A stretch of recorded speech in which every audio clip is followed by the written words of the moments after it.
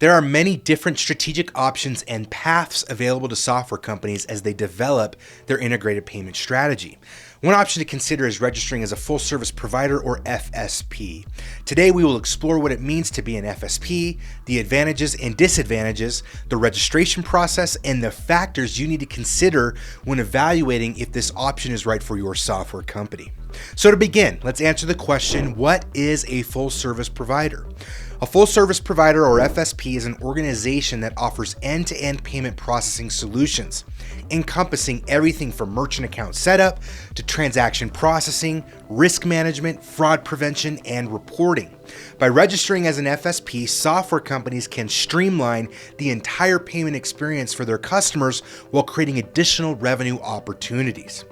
Here are the pros of registering as an FSP. First and foremost is control and ownership. As an FSP, you have full control and ownership over your customer portfolio, meaning that you own the payment service contract and relationship with your customers. This control is vital and immediately increases company value because no third party can intervene or restrict any strategic decisions or movements with your portfolio. Upon registration, FSPs are assigned what is referred to as a BIN, or bank identification number. This unique number associates all customers who have signed up for the software company's integrated payment service to their own portfolio. This is owned, controlled, and maintained by the software company only as an FSP.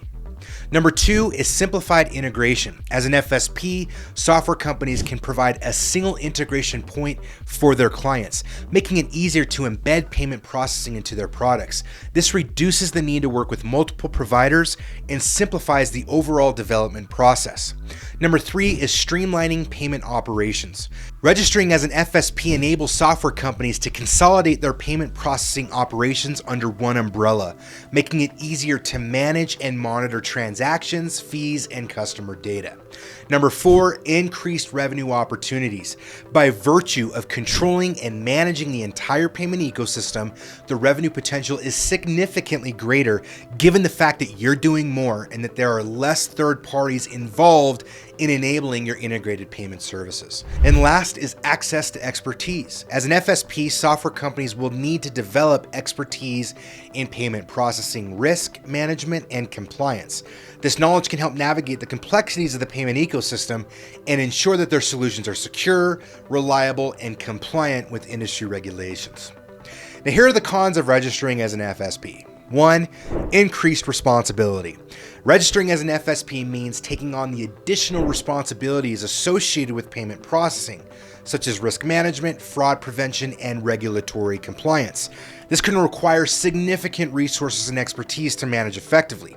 Number two is cost considerations. Becoming an FSP can involve substantial upfront and ongoing costs, including registration fees, compliance management, and investment in technology and infrastructure.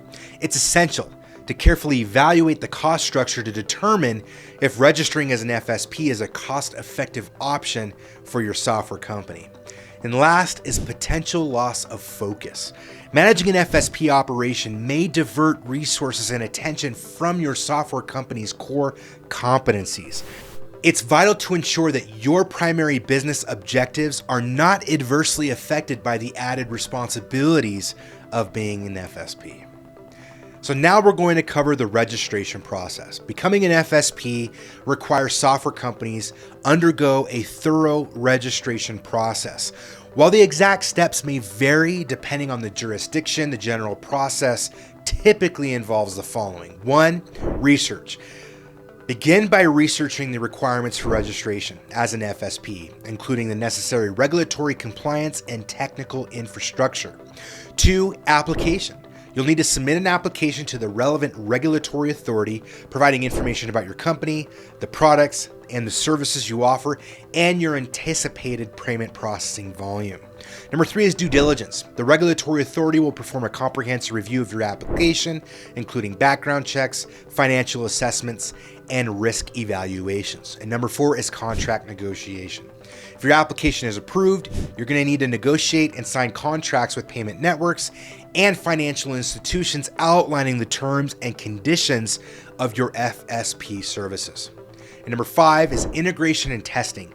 Develop and integrate the payment processing solution into your software and conduct thorough testing to ensure seamless functionality. And 6, you have to launch. Once the integration and testing are complete, you can begin offering integrated payment processing to your customers. So here are the costs associated with registering as an FSP.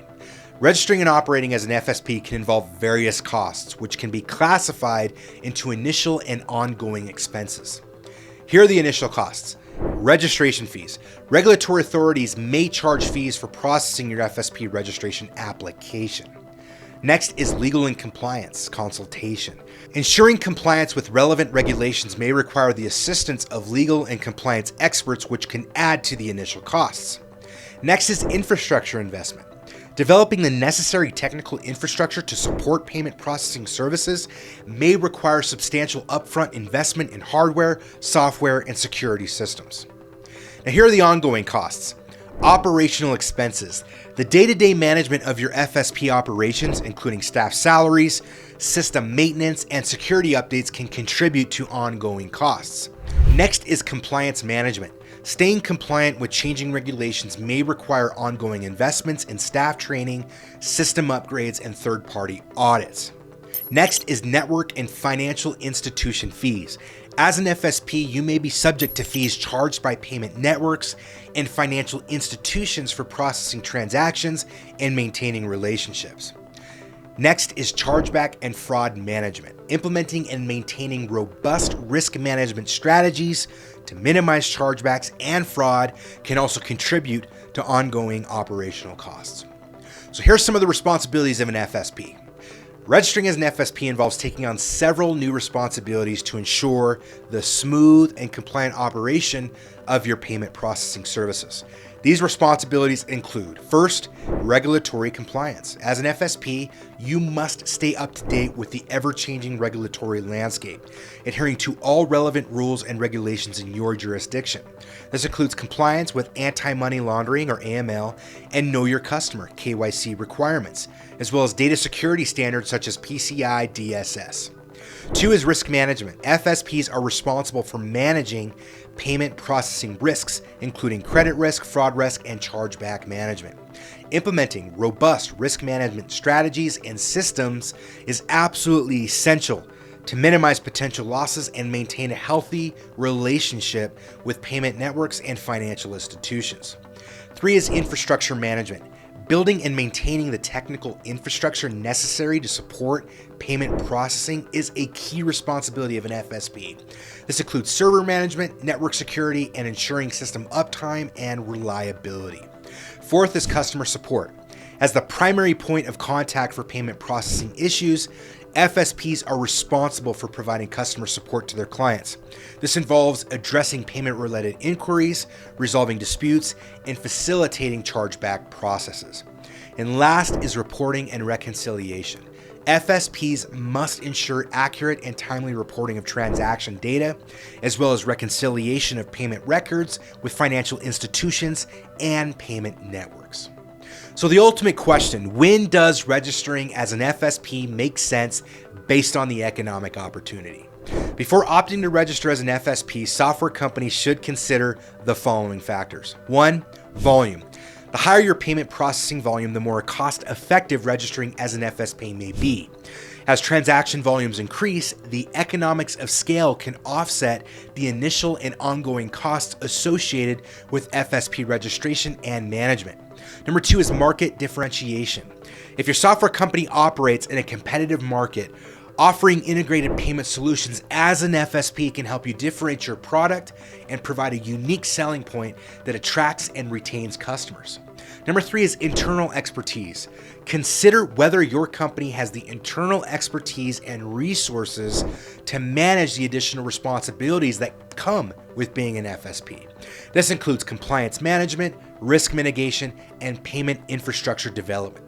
And 4th is long-term strategy. Evaluate if registering as an FSP aligns with your software company's long-term strategic goals and ambitions. Assess the potential revenue opportunities and cost savings against the required investment and ongoing operational costs. Deciding whether to register as a full-service provider requires a thorough evaluation of the potential benefits, risks, and costs. It is essential to consider these factors such as transaction volume, market differentiation, internal expertise, and what your long-term strategic goals are. By carefully weighing these factors, software companies can make informed decisions about whether registering as an FSP is the right choice for their business. For more tips, insights, and strategies to help maximize the value of your embedded payment strategy, visit us at nex.io.